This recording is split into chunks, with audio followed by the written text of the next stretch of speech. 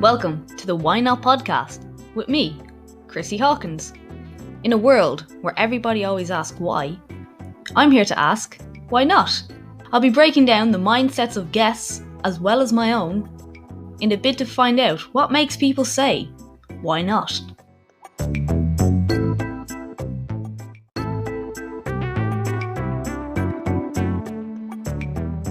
So today I've got Clayton DIr, or the Tick-Tock Physio.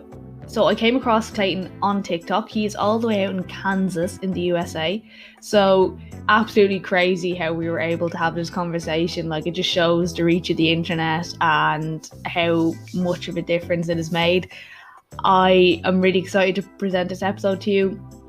We talk a lot about physiotherapy and how people tend to go to the doctor opposed to a physiotherapist first, which is, in our minds, like crazy, not in the bad way, but I suppose it's just the knowledge isn't out there yet that physiotherapy will probably help you more than painkillers and rest. So we talk all about that and how the importance as well of doing the exercise the physio gives you, and also a little bit about TikTok and how, as we said, like the crazy reach that it has. Like, he has 40,000 followers on TikTok. I came across him all the way in Ireland, and yeah, it was just really interesting to see how that happens and different features coming in on TikTok at different times. And yeah, so as ever, guys, I just want you to sit back, relax, or walk and listen, whichever you want to do, and enjoy the episode with Clayton DIr. Hi guys, and welcome back to the Why Not podcast. So today I have got Clayton DIr, or he might know him as the Tick-Tock Physio on TikTok. So I'm going to let Clayton introduce himself a little bit. So welcome to the podcast, Clayton. Hey, thank you for having me. Thanks for coming on. Absolutely. So I met Chrissy not too long ago through TikTok. It's crazy how this app can connect people literally throughout the world. It's crazy when I look at my analytics and see that only 70% of my followers are from my home area here in the US. But I started the TikTok Physio account. Actually, I originally started as the human body mechanic because I feel like physical therapists are like a body mechanic for humans. Like, if your car's broken down, you go to the mechanic. And I feel like if you are broken down, or your body, you would go to the human body mechanic. But I feel like that didn't click for as many people as I thought it would. So TikTok Physio seemed a lot cleaner. So I switched over to there. I'm a physical therapist here in the US, like I said, and I quickly realized that over here, physiotherapist and physical therapist to us are synonymous. But after meeting a bunch of people from Europe and then also Chrissy, I quickly realized that it's not the same case for you guys over in Ireland, the other parts of Europe. Yeah, there's a little bit of a cross communication. So a physical therapist is generally someone who's certified in some form of bodywork therapy. So that could be sports massage or neuromuscular therapy or like a physical therapy. But a physiotherapist has done a master's degree, and they tend to be the ones you'll find in hospitals as well, but they will work solo as well. So they are similar, but there's a difference as well. So yeah, I think physios didn't want people saying they were physios if they haven't done a degree, which is fair, like if you've done that much studying. But yeah, so that's where. Absolutely, which is, I guess, convenient that I chose the name TikTok Physio. And then actually the place I work for, it's called Natural Wellness Physiotherapy. So coincidentally, in the perspective of you guys, it's beneficial that I chose physiotherapist because here in the States, it used to be a bachelor's degree, ballpark 20, 25 years ago, maybe. Yeah. Then the certification or the degree switched into a master's where you actually had to get the bachelor's and then a master's degree. And I think all of the schools have now completely switched over to where you actually have to get a doctorate. So 4-year bachelor and then a 3-year doctorate to become a physical therapist or a physiotherapist, as you would say. And even some people that originally got the bachelor's or master's, like I said, anywhere from 10 to 30 years ago, they can actually go back to school for a year or two part-time and have a transition to DPT, so Doctor of Physical Therapy, which I would say most patients don't really care as long as you can help get them better. They don't really care what your title is or what your letters are behind your name by any means.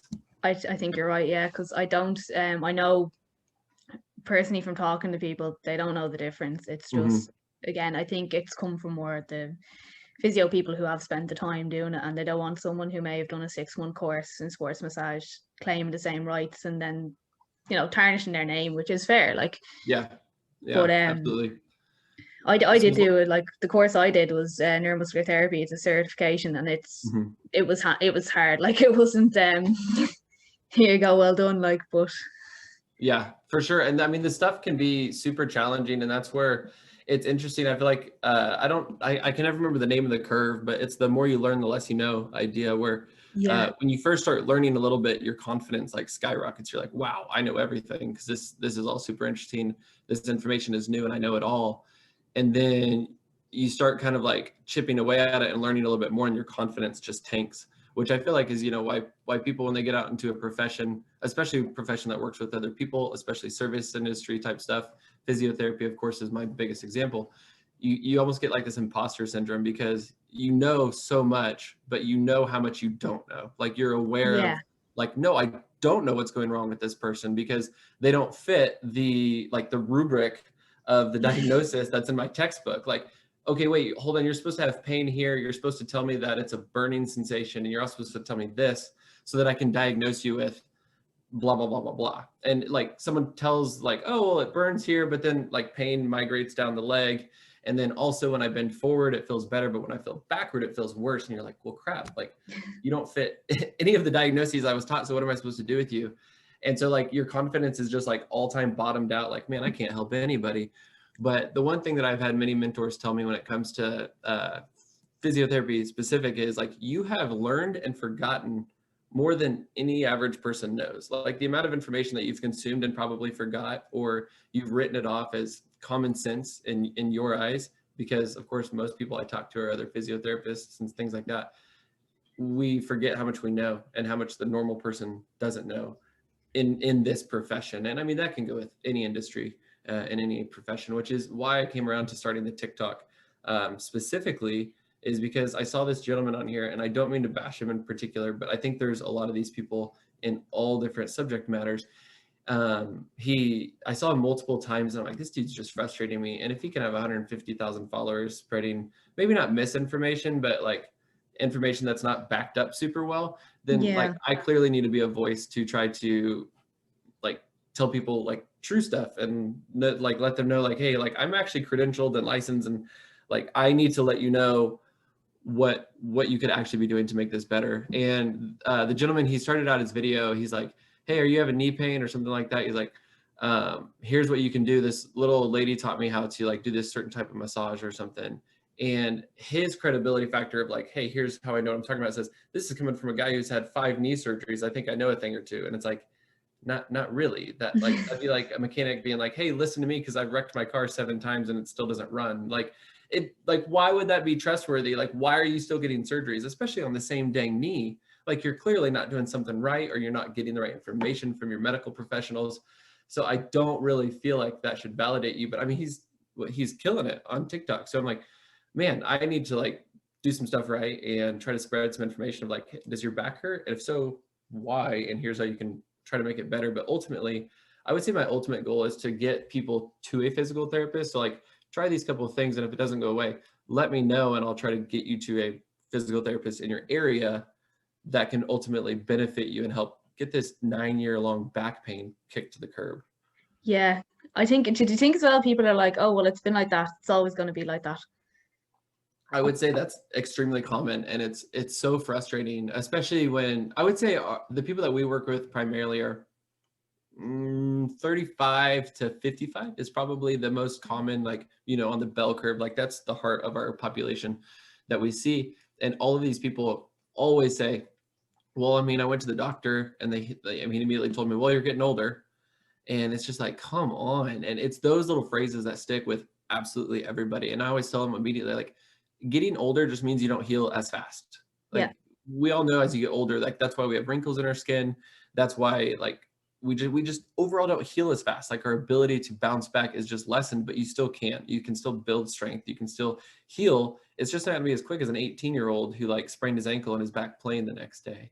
But ultimately, like, giving them the encouragement of like, no, this back pain is not normal. Well, I guess that depends on your definition of normal. Does most people have back pain? Yes. Okay, so then it's normal, but it's not acceptable. Like, we can get this thing figured out, but kind of using it as a tangent, I feel like the gap that I'm trying to fill is that when people have low back pain, knee pain, elbow pain, whatever it may be, most people don't go to the doctor first at all, whether it's due to cost or whether it's due to like thinking you know what the doctor's going to do, which most of the time you're accurate. You're going to go in and they're going to be like, well, I think it's bursitis. So they're going to try to throw some random diagnoses on whatever your pain is. And then they may give you an x-ray.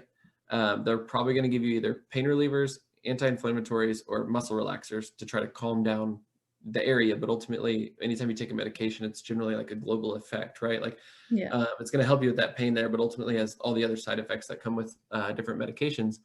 And if that doesn't work, they say, do this, stop working out, or stop doing whatever activity hurts it for 2 weeks. If it's still there, come back.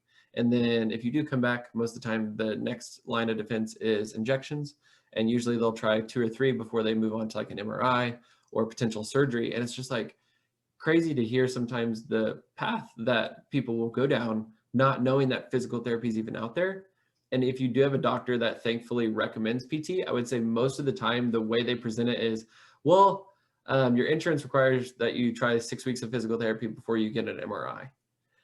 And that ultimately sets the stage for the patient of, well, I guess I'll go do this dang thing, just go through pain for 6 more weeks before I get my MRI. Yeah. And so it sets the stage for them to like have no positive expectations, I guess, from coming to see me or another physio. And I feel like that's one of my most frustrating things to kind of work around in our medical field. Yeah, I think over here as well, the only time they tend to go to the physio is post-surgery. So they wouldn't refer them to a physio beforehand. But after, when you need to get your strength back up, they'll refer you to them for rehab exercises, basically. And they will be like within the hospital, it won't be an outside person, which I think is kind of lacking over here. Is it similar for you guys? I would say yes and no, a little bit of both. So like the clinic that I work at, we actually don't take insurance. So we're either an out-of-network provider is how like the more medical field looks at it. To the patients, a lot of the times it'll be referred to as cash-based, which doesn't mean we only accept cash. It just means that we don't take insurance directly. And so we're trying to grow in the sense where, hey, you can come to PT before like getting surgery or to prevent surgery or to make you feel better and things like that. But I would say the most, if you were to ask the general population, like, what do you think physical therapy is? Most people will report it's post-stroke or post like TBI, brain injury, things like that. So you're trying to learn how to walk again. Like that's going to be one of the first things people will think of or say. It is, like you said, post-surgical. So you're thinking like ACLs, Achilles tendon repairs, whatever the surgery may be, rotator cuff tear in the shoulder. Okay, now I need to go to PT. And then if you were to dig into that question a little bit with a normal, average, random person, they're probably going to think, yeah, you got to go there and, it's going to be super painful. I got to go to the physical torturer instead of the physical therapist. Like there's these jokes that go around, which they are funny, but what sucks is like, that is what sticks in people's minds, unfortunately. Yeah. So I would say with the patient population I work with, a lot of the people that we see are word of mouth referrals, which make, of course, it's like a warm intro or a hot intro, right? You're not trying to convert the person immediately. This person heard, oh, you helped my sister, get done with back pain in 2 weeks or in 4 weeks or whatever the time period was. Can you do the same thing for me? And so their eyes are already open to this. But a lot of the times in more in-network based clinic, which in-network is usually a doctor referral, which actually in Kansas, you don't need a doctor referral unless your insurance requires it. So if you had some pain, you could go directly to a physical therapist to get evaluated and not even need a true medical doctor or an MD to sign off. But in those clinics, generally, those are the people that we kind of joke how they like don't want to get better, whether it's a work comp injury, whether it's a car accident, or whether it's just someone that is coming to you just to get their MRI or coming to you as a stepping stone to get surgery because they think that's what's going to quote unquote fix them or solve them. So those people are a lot harder to convert of like, no, if you literally just listen to me and work with me and, do the exercises as we should, you could potentially avoid surgery and you could avoid a chance for infection or avoid, something going wrong or avoid, I don't know, like the thousands and thousands of dollars it costs to get a surgery. I feel like that's in America, like we still have to pay for it. I'm not sure your guys' case over in Ireland. I know it's potentially a little bit more universal healthcare. Is that accurate or no? It's not quite. You can go public, but if you go public, you're waiting a long time. So we do have insurance, but you're not like tied to having it. But if it's something that's like an emergency and stuff, like you're not going to get billed the next day or anything like that, you know. Okay, I see So what you're saying there. And so here we don't have public at all, which I mean we could go on a massive tangent of talking about the cons of that, but but I think people here, they feel like, oh, my insurance covers it, so I'm going to go that route. But they don't realize that like just because insurance covers it and just because a doctor has a license doesn't mean they're high quality, and doesn't mean that they're going to get you the results that you're looking for. And I think now that, at least in our system, deductibles are going higher to where like it's normal to have a $5,000 or $6,000 deductible and you're still paying crazy for like premiums each month. People are now taking responsibility of saying like, well, now I can see where my like insurance or my like medical dollars are going. So instead of just going to whoever my insurance recommends because they're going to pay for it, now that responsibility financially lies on me, I'm going to go out and seek the best provider out there, whether it is an MD, a surgeon, a orthopedic specialist, like whatever person you're going to go look for. People are now looking up reviews. They're asking friends and family, like, hey, I've had this thing for however long on Facebook. Who should I go see? And I think that's why we have been growing in success, and we're going to continue to grow, I think, even faster as our side of things here in the US are growing towards like, hey, spend your money where you see the most value instead of just going to whoever's recommended on the Blue Cross and Blue Shield website or the insurance website. So that's where I think it's working in our favor. But ultimately, at the end of the day, it's working most in the patient or the client's favor the most, because it allows us to treat them how they should be treated and not how insurance will dictate it. Yeah, we do have some physios who are covered under insurance and stuff like that. It depends, I think, on some qualifications and stuff. If you register with certain boards, you'll get covered under it. But yeah, like I said, it doesn't necessarily mean they're the best ones. Yeah, exactly. And I think that's what's hard. I've thought about making a TikTok, but I cannot think about the smoothest and it's like, how can I make this smooth and clear for someone to understand right away, but also make it entertaining enough to get more than like 100 views? And not 100 views for my benefit, but because my goal with TikTok is to spread as far and wide how like physiotherapy can help everybody truly. But it's funny. I don't know the situation over in Ireland, but people here, if you're looking to buy a house and someone's like, hey, I'm looking to buy a house, does anybody have any realtor suggestions? Like, I feel like people will fight tooth and nail to get you to use their realtor. Like, and we buy a house like not that often as people, but like people swear by their realtor for some reason.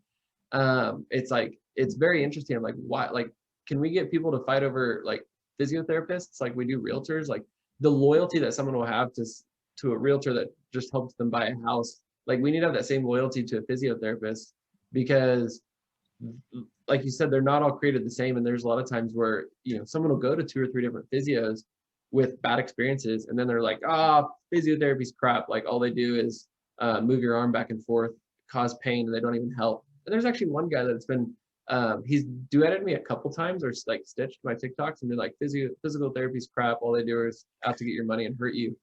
And I went back and forth. I'm like, do I reply to this guy? Do I like duet him back? And like, not to be rude, but to be like, hey man, like, I'm really sorry that someone like treated you bad. There's a lot of others that are, good out there. Or do I just like not give them the time of day? Like where's the best way to approach this? And so I've just kind of left it in the background for now.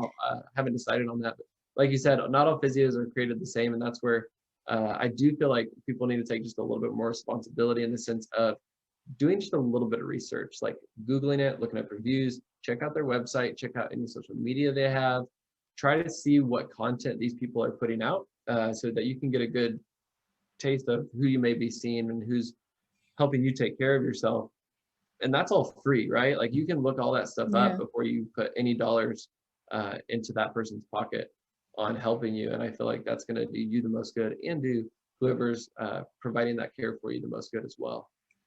The other thing as well is, how do you know that guy went to a physio, didn't go to, like say went to a physio And now he could just be a troll because there's lots of sad people like that right now. And that's but Yeah. if he went to physio and he was told, if you follow this program after the rehab program, you'll be okay, and he didn't do it and he's still in pain and he's blaming the physio. How often does that happen? Oh, for sure. I would say that's like going through school. So our class here at Wichita State, my class, there's 40 of us students, and I would say that was one thing from class to class, regardless of what we were learning. Anytime we would talk about practical implications of whatever we were learning, like, oh, well, how are you going to get the patient to do this? Like, are they going to do their home exercise program? Or we would ask other PTs, like, how do you get the best buy-in with your patients on like actually doing their home exercise program? Like you said, the program that you're writing for this person. And I would say that's something that's always talked about but never taught. And I would say it ultimately boils down to sales. Like, how good are you at selling stuff? And most of the time people hear sales and they think of a used car salesman, like trying to sell you this ratty old car.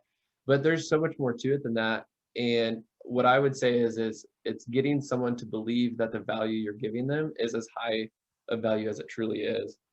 And I always joke, like, you're like, if your wife or your husband wants to go to, McDonald's and you want to go to Burger King, like, you guys are trying to sell each other on why your side is more accurate or why it would benefit whoever the most.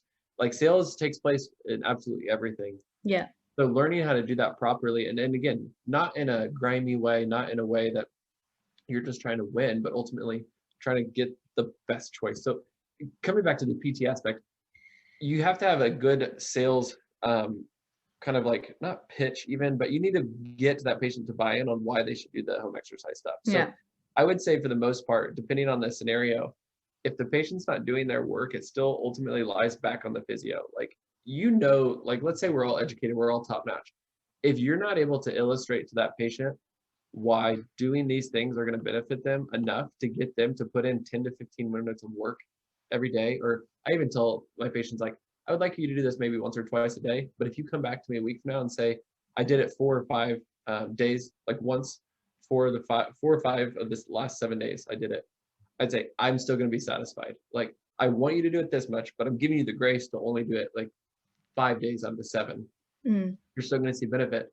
If ultimately that physio can, excuse me, cannot illustrate the importance of that, and the patient doesn't want to do it, then I would still say that the responsibility comes back to the physio. Because if you have the education but you can't illustrate it enough to them, that's where you need to work on yourself on being better at selling that to that patient. Now, there's still always the exception, right? Like you said, the trolls who are like, I don't want to do it, and I'm just not even going to listen. And then they're going to report that, all PTs are bad. Like, those people are still out there.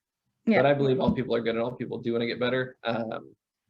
So of course, that's the optimist in me trying to look for the good in everything. But like I said, I think it still comes down to that physio for sure. Yeah, I think you're right. It's about conveying the benefit if they do it, as opposed to saying you have to do this. Because if you tell something they have to do it, they're like, well, fuck it, I don't have time, or I don't have this, or like, it's like, but if you do this, think how, like, remember when you could lift your arm above your head without pain, like, you'll be able to do that again. And then they're going to be like, yeah. That's why taking like good measurements, and I would say a lot of it, it's one of those things, if you can demonstrate the stuff and let the person interpret those results themselves, that's usually the best option. So if I have someone come in for back pain, all of our evals are about an hour long. So someone comes in, let's say they have back pain. First of all, I even made a TikTok about it, how your back pain is probably not actually true back pain. A lot of the times it's like the superior or the upper portion of the glute on the backside. People reach back and they say my back hurts, but if you were to look at where their hand actually ends up on the backside, if you were to, like, put a little X right there and then put that over to an anatomy chart, most of the time it's actually one side or the other, and it's actually just under the top edge of their hip bone, which is actually part of their glutes. And a lot of times those injuries, dysfunctions, those little pain points can actually radiate pain to the back itself. When I say the back, I'm talking about the spine. Anyway, so someone comes in and we're trying to like dial it, like, what do you got going on? Do you have some sciatic stuff going on? Do you have like muscle dysfunction in the glute? Do you have a super mobile or a super stiff joint of the back? Like, what are we looking at here?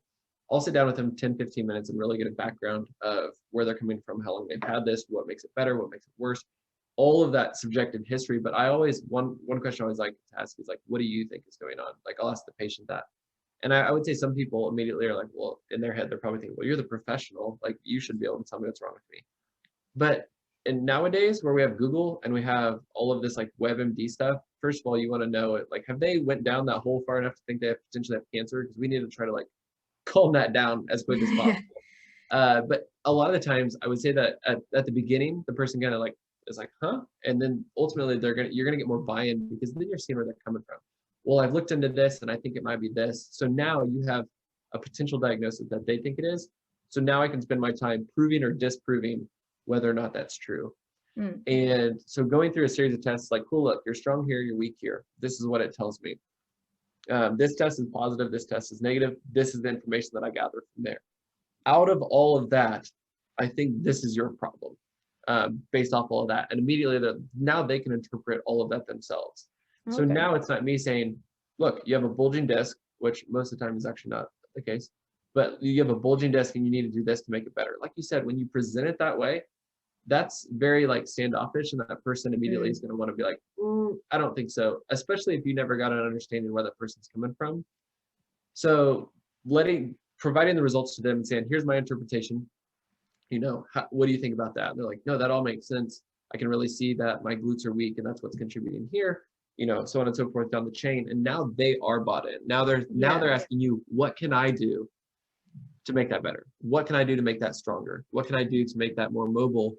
And then you have all those measurements that 3 weeks from now, when we retest all those things, you have this big before and after. Just like when people are losing weight.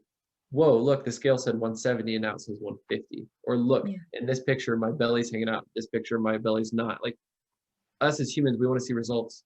And ultimately taking those measurements at the beginning, waiting 3 weeks of hard work, getting those results, then it really gets a lot more buy-in. And now you have that person potentially locked in for life. Not seeing you for life, but if anything ever comes back up down the road, right, you trade them for knee pain and 2 years later they have a shoulder injury, they're coming back to you. And now, like, they may see you one time instead of having to go back down that whole medical route of spending a ton of dollars at the doctor's office, the surgeon's office, the x-rays person's office, so on and so forth. Yeah. So it's an investment, like over the long term, it'll be better for you. Yeah. And trying to lower that barrier to entry, I think, is the biggest part. Making sure that, like, hey, you don't need to go to the doctor for these types of injuries. Just like, come back to me, like, we'll figure this thing out. And it might be something super small. And it prevents them from like waiting 2 years because it's not quote unquote bad enough to go to the doctor. It's like, no, if it's bothering you, it's been more than a couple of days or a week, like, come in, let me check it out, and then we'll get this thing figured out. Do you find most of the people come to you when it's become a really bad issue? As opposed to like...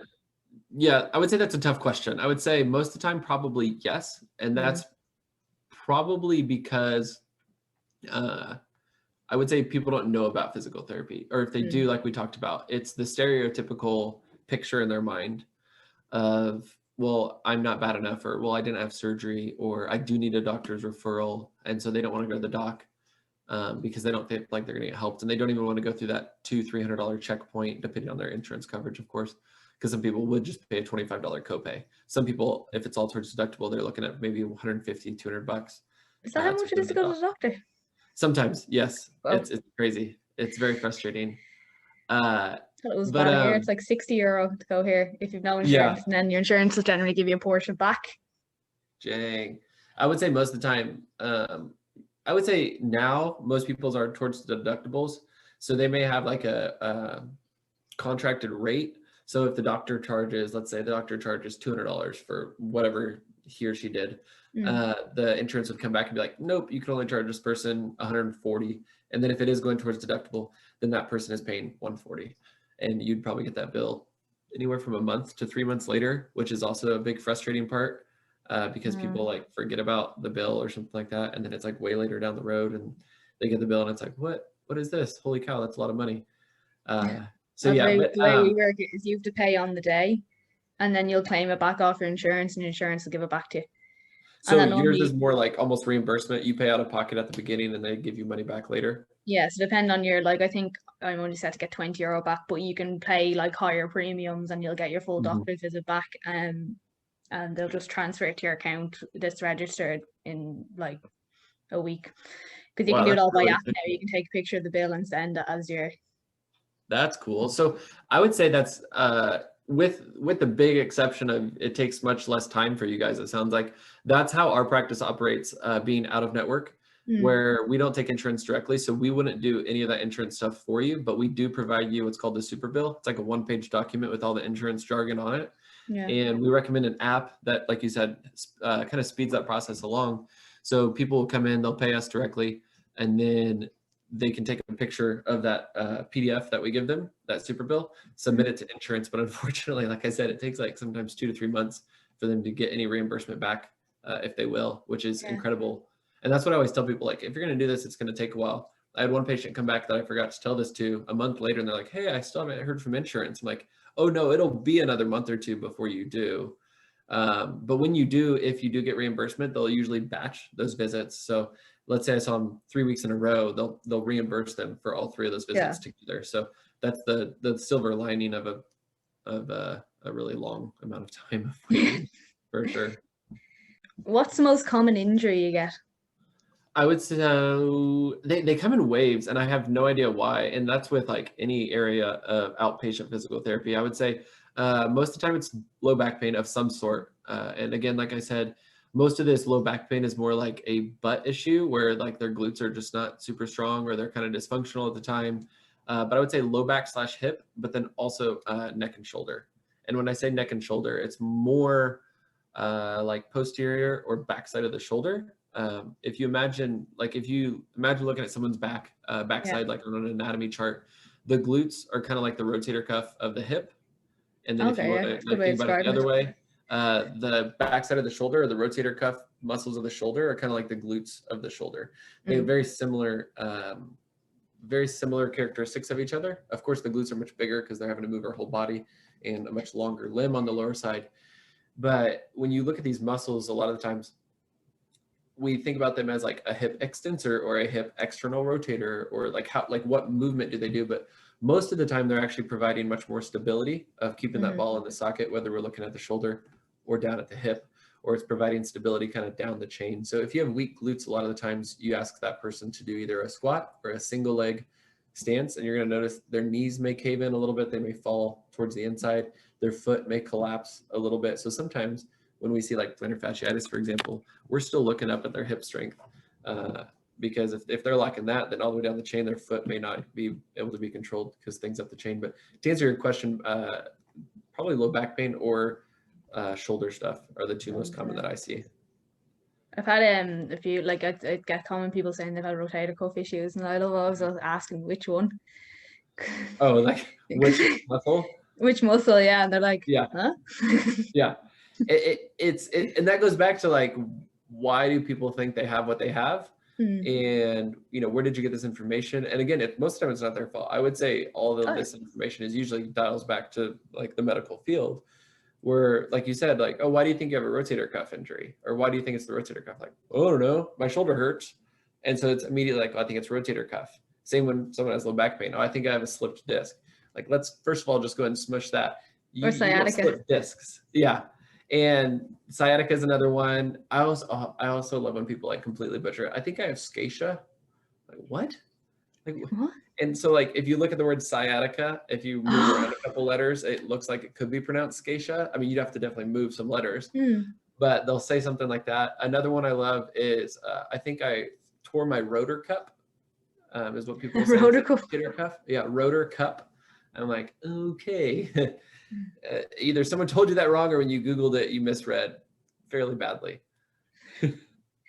We I don't know if you get it a lot, but I've a lot of older people being like, I've got a joint pain or whatever, and they're like, I have arthritis.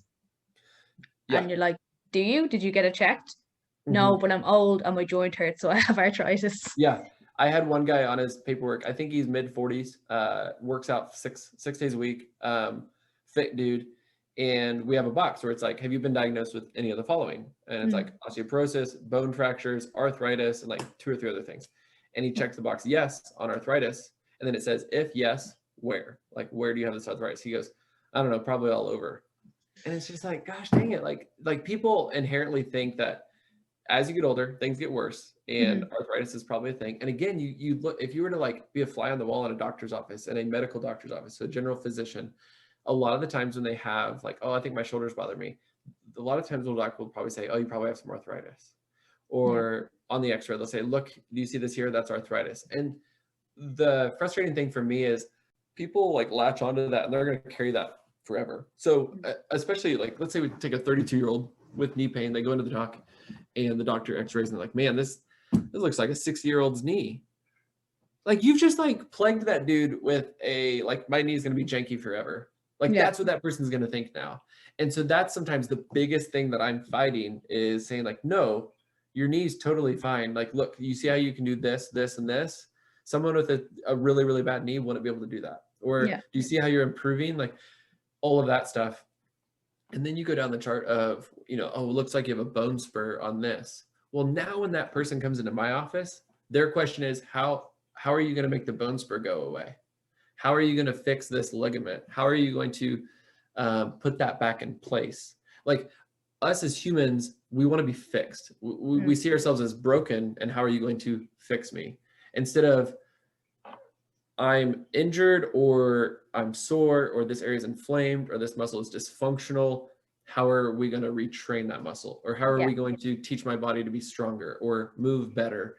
And that's why I think physical therapists are so like incredibly important, especially on the sales aspect, on being able to convert that person's mind of, no, it's not broken, and how are you going to fix me? It's not going to be a pill, an injection, a surgery of removing or fixing or putting back.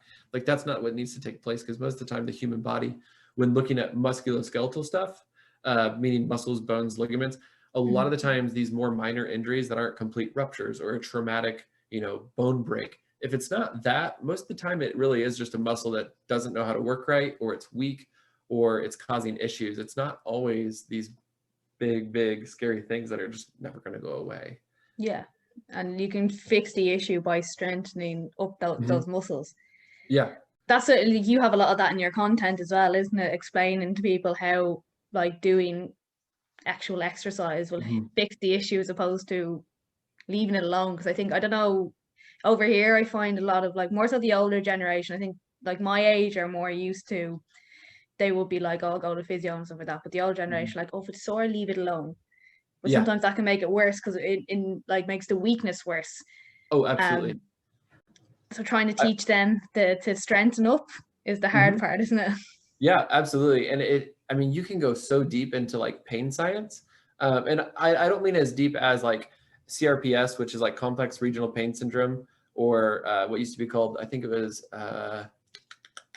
I can't remember. The other one was RDS. And these are people that have had some sort of traumatic injury usually. And like legitimately, if I were to take a pin and just lightly go across their skin, they would experience that as excruciating pain.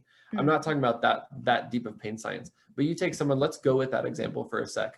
Let's say you have a 41-year-old with low back pain, and they have the perception that there's a ruptured disc or a disc pushing on a nerve, which those are like, imagine a disc literally pushing or pinching your nerve. Like when you imagine that, that sounds excruciatingly painful, which if that's the image in your mind, of course, you know, a loved one, especially an older loved one, is going to tell you like, don't move, because we don't want it to get worse. We don't want that nerve to die. We don't want that nerve to be disconnected. Like those are the images that go through your mind. But I mean, like I said, there's a series of tests that I can do physically, just like, hey, move this way, move that way. You know, this is why I do or don't think that's true. But you take that, you get told not to move. So let's say you have 100% motion, and that's what you had before you had this pain. And then you have this pain and it draws you back to 80% motion. So you don't move as much, right? And then it kind of gets worse. Now you only move 70%. And then 5 years later, you only move half that. And so now you have like moved yourself into this box where it's like, I don't move my body. I don't flex too far forward, and I don't extend too far back. And I'm really scared to rotate. Well, your muscles are going to adapt to that. Your soft tissue is going to adapt to that.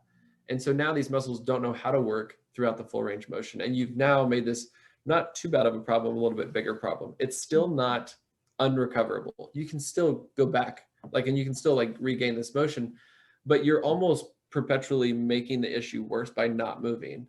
And that's where I've seen a lot of physios on any social media platform a lot of their like taglines or their hooks are, here's 3 things that rest won't fix. And I really like that because it's going directly to the problem of like, no, you don't need to rest this issue. Like resting won't fix this. I had a kid, he was 12. He had some pain in his upper trap, went to the doctor, and the doctor legit said, stop lifting for 2 weeks, come back if it's still there. It's like, it's still going to be there. Like, Yeah. it's not going to just make it go away. Like, I do believe the body can heal, but you need to like actively help it heal by all means, and just resting it and then returning back to what you were doing without changing how you were doing that activity is not going to make it go away. So rest most of the time, almost all the time, is not going to help. And even if it does help in the short term, it's probably going to make just things worse in the long term. So trying to empower people and like say like, no, you can move, but you just need to move this way for a little while, or you need to do this exercise to make you stronger, to make that movement a little bit easier or a little bit better. That's the way I like to kind of shape things in people's minds, for sure. How do they react to that? You saying, okay, no, we actually have to do some work on this.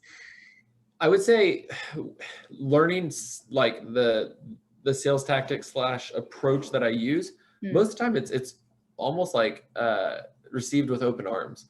But again, it takes the right wording. It takes the right like show by example. It takes knowing how to implement things in a certain order. And I would say that's the most intangible learning that I've gotten, and that's given me the most benefit. Now, is it very helpful to know, what nerve controls which muscle, or what nerve provides sensation to the inside of your knee and what that's called? Yes, that all matters.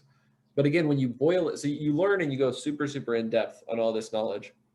But ultimately it's like, okay, now work completely backwards. Can you explain that in-depth knowledge to a 5-year-old and actually make it make sense in less than 5 minutes? That's where things come down to importance. And that's why I enjoy the challenge of TikTok. Like, I have 60 seconds to try to not only hook this person, because TikTok's algorithm, like either you go viral or you don't get views at all, right? So I have to hook this person in the first 5 seconds on why they should listen to the last 55 seconds. And then can I make this so digestible and so quick to get that person to be like, ooh, that's me and I get that. Like, that's challenging. And the more I can fine tune that, the more I can help whoever's watching, the more I can help whoever's sitting in front of me in my office that I need to make better. And that's where it's a fun challenge. And I would say I get better at it each day, because I think back a year ago when I first started getting into this, like, I did not know how to explain it well. And I would say what used to take me 15 minutes of explanation that was probably more confusing than it was helpful to a patient, I can now rip out in 5 to 7 minutes and then be like, no, I get it. I totally get it. Like, what are we going to do? Like, what should we do? What can I do? They're completely bought in. They're like, cool, you've explained this problem and you even explained the solution. What steps do I need to take? And I would say now, most of the time, these people, I'll even ask them like, so, over the last week, like, how much have you done these exercises? And then they'll tell me, and sometimes I can sense hesitation where they're like, I've done it like only 5 times. And I'm like, I'm not here to play dad with you. Like, I just want to know, because if you come back and you're like, oh, I did it twice a day for the last 7 days and they're not any better, then it's like, well, crap, do I need to change what I'm doing? Like, do we need to do something else? So that's where I just need an honest answer, because if you're truly doing it and you're not getting better, then we need to change course. If you aren't actually doing it and you're not getting better, well then, I mean, it's clearly obvious, like, cool, like, put in the work and you'll get better, for sure. I think you get that a bit with people, don't they? They'd rather not answer you than tell the truth that they've not done it. But you're like, I can't help you unless you tell me. I'm not here to judge you. I just need to know. Yeah. And it's getting that about. For sure. And I would especially say that's really, really true with teens and like in the 20-year-olds, athletes of any sort, because they feel like if they say, oh, my shoulder hurts, then the coach is going to pull them out and they're not going to be able to play. And then that's when you get these big catastrophic injuries, ACL tears, labral tears, baseball players having like MCL tears, or like the ulnar collateral ligament, the Tommy John surgery tears. That's where those things end up coming out, because they've been like working at 90% capacity and then 80% capacity, but still giving 110% effort. And they're trying to play through these like minor injuries that end up adding up because they don't want to say something. But then you have also the people that don't want to admit that they didn't do the homework. And it's like, no, just tell me, because if that's the case, then we can keep going the direction we're going. We just need you to step it up a little bit. And again, that always boils back down to like, how can we get these exercises into your routine? Like Yeah. every night before you go to bed, do a little bit, or switch out your warm up of your workout for these exercises so that we can start putting specific work into the areas of your weakness. We've identified the problem and I'm giving you the solution. Informatively, I'm informing you of the solution and asking you to carry out that solution. Yeah. Like if you're watching TV, if you're an hour watching telly, you can do your exercise while you're on it a lot of the time with this stuff. Oh, for sure. Yeah. And that's where some of them, especially like I don't give out too many stretches because I feel like evidence shows that it's more beneficial to strengthen through different ranges of motion. So doing a stretch, but almost doing it actively with a little bit of a muscle contraction, again, depending on the body part. But coming back, when I give out stretches, I will literally say like, okay, I need you to hold this for 2 minutes each side. It's perfect while you're watching TV. And then I'll say like, here's how you can do it sitting on the couch, or here's how you can do it, incorporate into this. And the more that you can build that visualization in their mind, the more they're bought in, right? Instead of saying like, oh, go do these for me. They're like, I don't know whenever I can do that. But if while I'm explaining that exercise, saying like, you can do this while watching TV at home, like, or you can do this as your warm up, like you start building in the specifics to where you've already like now created an image in their mind, which it's now like, oh, I could do that. That's actually a really good idea. They're already just a little bit more bought in. And that's where it comes down to those little things that you can say, how you say it, and how you present it that ultimately gets that person more bought in and better. Like at the end of the day, you're trying to benefit them and you're trying to get them a better life and a more pain-free life. Going slightly off, of course, what we're talking here, how did people around you react when you said you were starting a TikTok? No one knew. I purposefully did not tell anybody because as everyone always says, I thought it was an app for kids. And of course, when I first heard about it, I was like, I am not downloading that thing. I'm not becoming another person to go into it or whatever.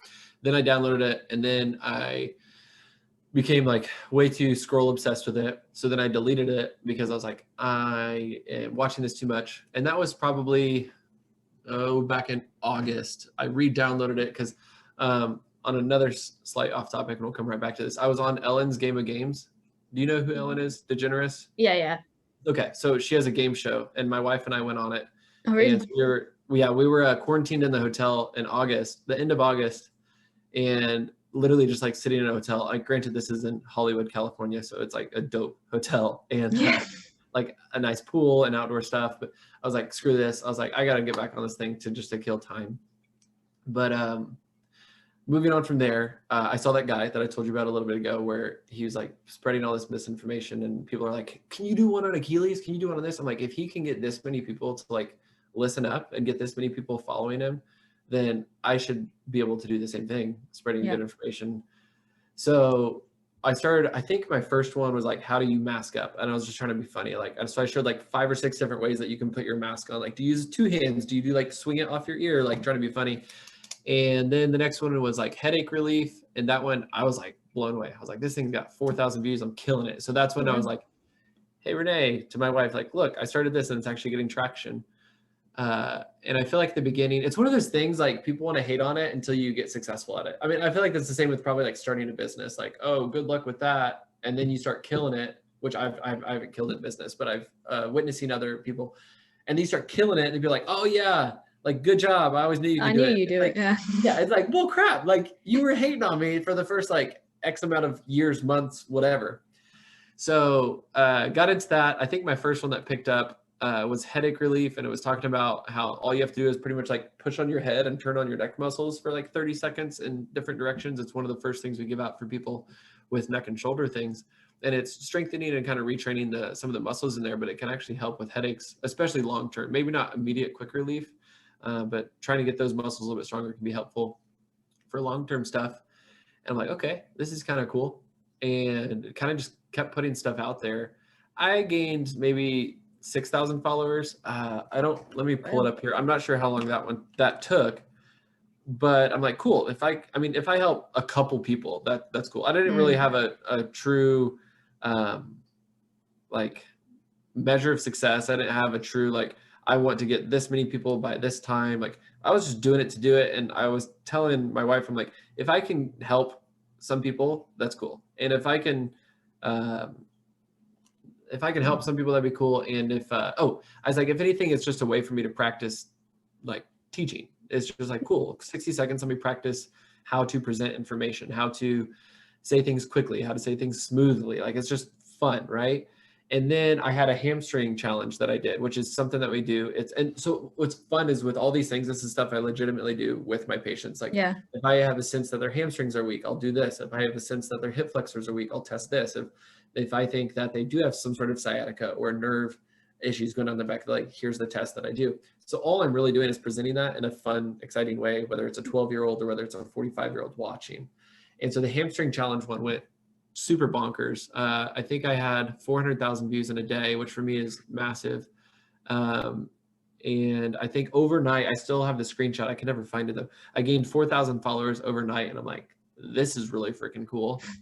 And what it is, it's pretty much a reverse plank. So you're on your back, elbows are on the ground, heels are dug into the ground, and you lift your rear end up. So now the only thing touching the ground is your elbows and your heels.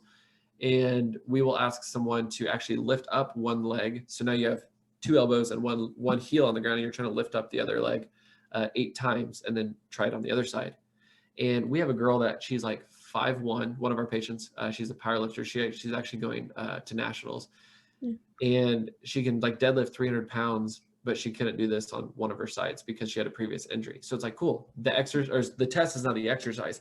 And so I think that video is now sitting at 830,000 views. That's so crazy. That created a lot of followers for me and a lot of traction. And so then I was like, this is cool. This is exciting. And so I have been running with that. I think I'm sitting around 40,000 followers now.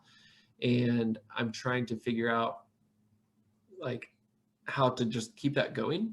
And I think TikTok just released where US people can do dual lives. Okay, yeah, we seem to have that already. Yeah, a lot of people do. Canada has had it for a while, I guess. If there's loads of stuff we don't have like subtitles and stuff like that, I think. We just got subtitles, and it's like, I don't see the purpose of releasing these in different countries differently. I can see maybe maybe dual lives are like an issue legality wise. I don't know how, but I could see how there could be a claim for it somewhere down deep in a lawyer's, writing somewhere. But like captions, that should be helpful for everybody. Like give it to everybody. Like, I don't see why this matters. Sometimes I feel like they're almost doing it just to get more people to ask questions, and so more talk about it. I don't know. Maybe it's some weird marketing tactic, but I do think dual lives could be a lot of fun whenever I'm able to do that, because I noticed there's a gal from Canada that does like tips on how to reach more people and how to get more engagement, things like that. And I noticed that even though I'm in the US and she's in Canada, I could click the button and ask to be they call it bringing you up on stage, to where once she clicks it, your video will pop up in her live. So then you guys can talk to each other. And I feel like that could be super beneficial for me and for future people that are like following me, where they can be like, hey, by the way, here's what my squat looks like. My right knee hurts on the way up. What can I do? And be careful with them, because I've had people pop up on it and they're just doing it to start abusing you. So just be careful with that. Yeah. So make sure you know who's coming on, because I've had it and they can just pop up and request to join you when you're doing it. And I had people just come on and they were just like calling me names and all. Cool. All right. Well, we'll note that. Thank you. I don't know how, I feel like if that happened, my face would just be like, what? I mean, like dumbfounded. How do I get this person off my screen? Yeah, that would be really unfortunate. And that doesn't surprise me, unfortunately. Especially because, like you said, like with that's the one downfall of this app, is the ease of access of doing stuff like that for people, unfortunately. And one thing that I find really interesting, I was talking to someone, kind of going off on another tangent, but I was talking to someone about, they're like, oh, I hate it. All I saw was anti-Trump, or all I saw was anti-this, or like just political stuff. And I'm like, I've never seen any of that. Yeah, it's your algorithm. Exactly. You quickly realize that it is the algorithm. And that's where, so when I started the TikTok Physio one, I still have my other one. It's just like Clayton something. I don't know. It's just, I'm still probably user 917369, whatever. And so that one, I had my algorithm like down to a T. Like it was all about like real estate investing, financial literacy, war zone clips of people doing like really good kills. Because people in there and saying they'll like jump out of a helicopter, shoot someone, and then do some crazy other stuff. And then like one other thing, like that's all I ever saw. So like when this person told me, oh, I hate that app because all I see is this, I'm like, I've never seen any of that. But it's crazy, like your experience on the app, mine, that person's, my 12-year-old nephews, my 55-year-old moms, like whatever, like all these people are seeing a completely different TikTok because of what they like, what they watch, how long they watch it. It's mind-blowing to me. So that is a super interesting portion of the app that really gets me. Yeah, I thought that was mad because when I first started mine, I did more horse stuff, even though it's under Chrissy Hawkins Fitness, and I got like all horse stuff.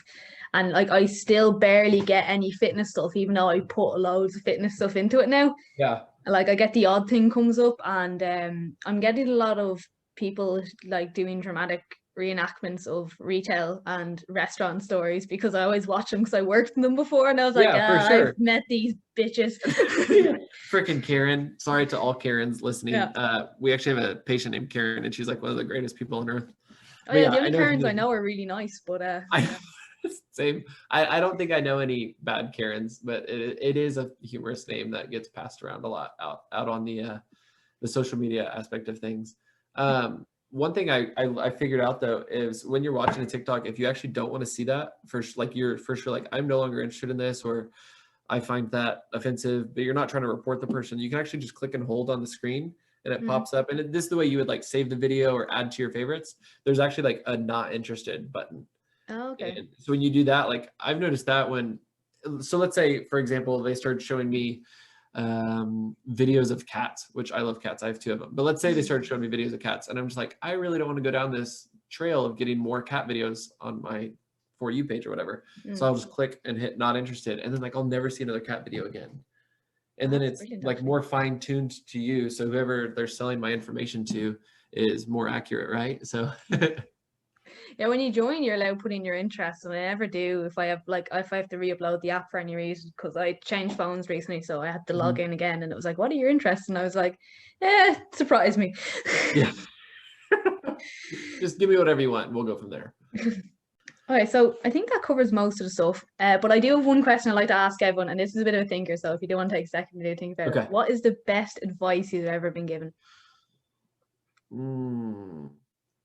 That's hard. I always hate the questions of what is the best, what do you like most? Like I don't have favorites, and I don't know if it's like I don't want to commit to this answer or what, because a lot of the times it's like, well, if I say this, then that means that I like that more than the other thing, which isn't always true. Like I think the only time I've been able to answer a question like that is like, what's your favorite food? And I will always say pizza, because pizza is like amazing. Pizza's pretty good, all right.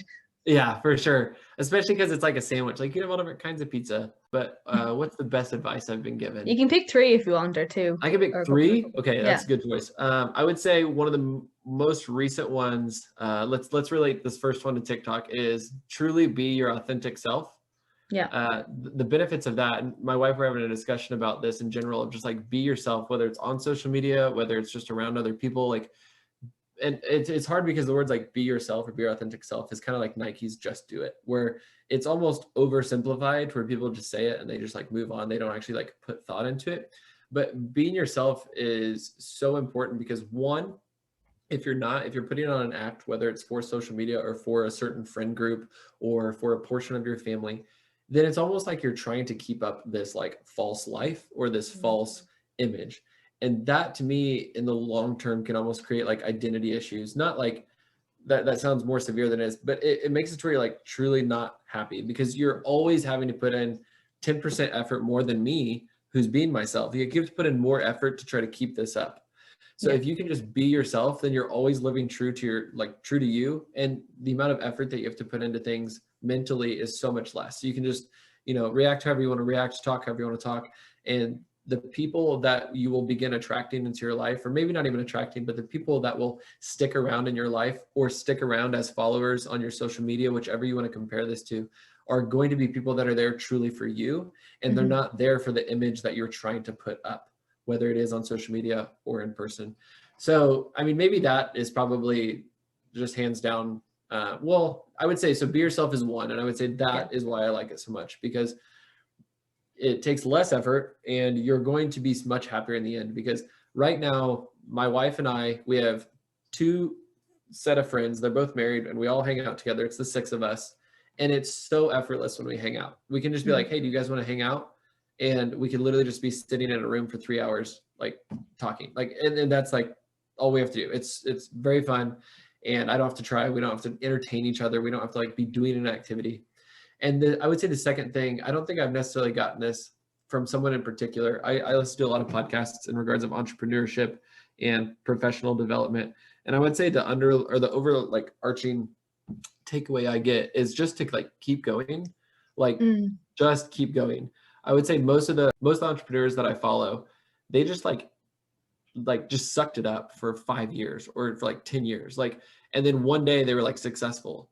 And it wasn't any one thing. It wasn't like an overnight success. Like I saw someone say like overnight success takes years.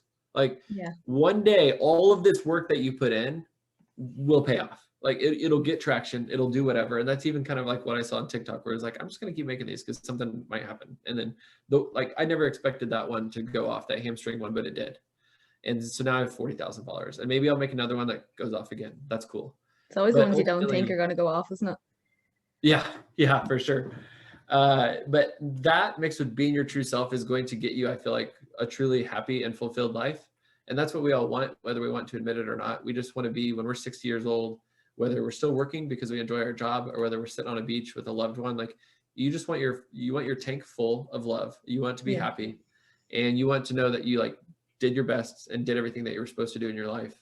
And that's the ultimate goal. So don't be afraid to just stay true to your values and let people come into your life that want to kind of jump on that ride with you. So be yourself and just keep going for sure.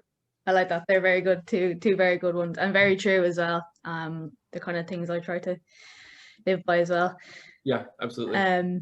So yeah, just want to say thanks for coming again. And before you go, where can everybody find you? So I need to kind of line out social media stuff so they're all in one place. But I would say right now, me personally, is Tick-Tock_Physio on TikTok. And then there's a link in my bio that will take you to all my other social media stuff. So I feel like that is probably the best way to find me on there. I know everybody listening may not have TikTok because a lot of us maybe haven't jumped over that fence yet because we don't want to. The Instagram is Natural Wellness Physio. And that would actually be like our business's account. So the place that I work for. So I would say that's going to be one of the most beneficial because that's more than just the TikTok stuff. TikTok stuff, of course, it has its own vibe of information. You know, we're trying to make it quick. We're trying to make it fun. The Instagram is going to be a little bit more informative. And then we also have a YouTube channel that's Natural Wellness Physio. And those are your more in-depth videos. Those are where you're going to get a lot more benefit, a lot more of your answers to these more long-winded questions for sure. So TikTok, Instagram, and YouTube are the three go-tos there. Perfect. And for anyone else who is looking for me, as usual, I'm still Chrissy H Fitness on Instagram and on TikTok. So if people who aren't on TikTok, they need to get on it because I've been saying this for ages anyway. I say like Instagram is my information, TikTok is me acting the shite.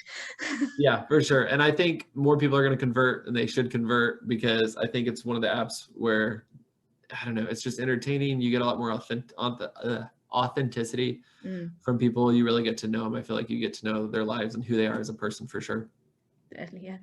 So thanks again for joining us. Absolutely. Thank you for having me.